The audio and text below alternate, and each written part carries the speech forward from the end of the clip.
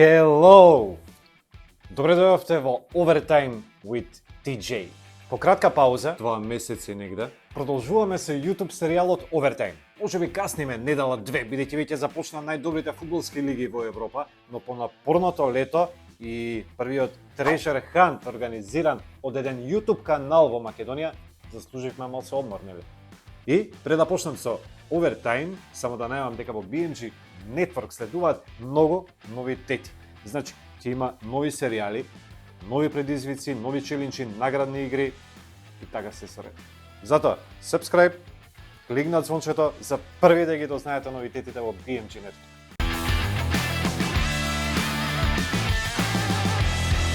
Дечки, фудбалските лиги започна и веќе отприлика можеме да видиме кој колку може, иако е рано за заклучок. Викендов нема некој фудбалско дерби, но има доста интересни надпревари. Избрав 3 надпревари за ова видео, еден надпревар во сабота и 2 надпревари во недела. Во сабота доста интересно ќе биде во Бундеслигата, каде што играат две екипи кои што се борат за највисок пласман, Мехенгладбах и Бајер Леверкузен.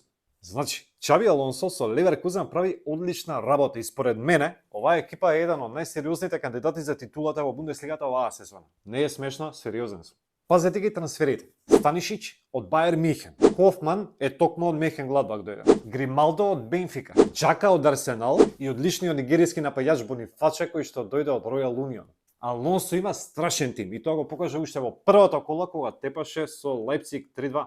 Мехенгладбах од друга страна киксна одма и освои само еден бод со Аусбург во еден од најинтересните надпревари во Бундеслигата во првото коло. 4-4. Тие 4-4, Леверкузен 3-2, значи може да очекуваме голови на овој надпревар. Очекувам голејада.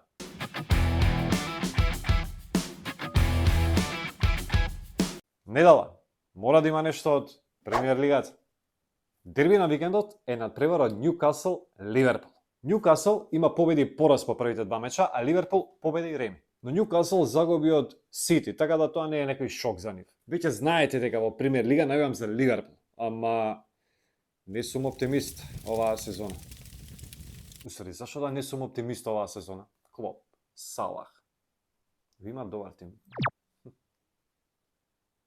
Трансферите сезонава се катастрофа. Немаше фудбалери што не го одби Ливерпул, а од Ливерпул се заминаа 6 фудбалери од средниот ред. Но ќе има до крајот уште некое засилување баш по средината, 100%. Ако Ньюкасл минатата сезона беше изненадување, оваа сезона сите веќе го гледаат во топ 4. Ама полека, треба прво да го поминат Ливерпул овој викенд.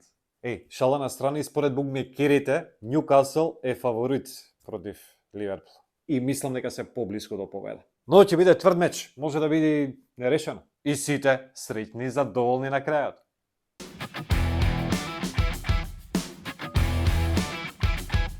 Имав дилема за третиот надпревар во ова видео. Мислев еден меч од Француска лига 1 и еден од Ла Лига, но се решив за шпанците. Вилјареал Барселона. Барселона гази сезонава. Мислам гази со последна топка, со шанси, нешто нашо е во нивни стил, ама тешко им оде со победите. Прво одигра 0-0 со Гетафе. А минатото коло тепа 2-0 со Кадис, ама со голови во последните 10 минути. Сега се на тежок испит кај Вилјареал. Значи, на двата надпревари има последна топка по 75%. 75%, Уште треба да им тргне со голови, готово. А ќе им тргне. Домаќините, како и секогаш играат топло, ладно и на крај пак ќе се обезбедат излез во Европа. Барса пак ќе има негде последна топка, 70% негде плюс минус. Вилјареал ќе се брани, ќе оди на 0-0. За Барса доволно ќе биде 1-0 и мислам дека на крај ќе тепа Барса. Ама ќе биде тешко. Не очекувате многу голови на надпреваров.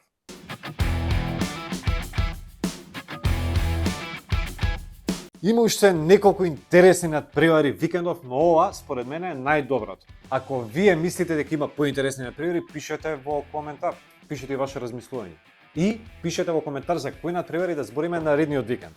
Дајте некоја идеја. А сега, доста е за денес. Имајте убав викенд. Чао!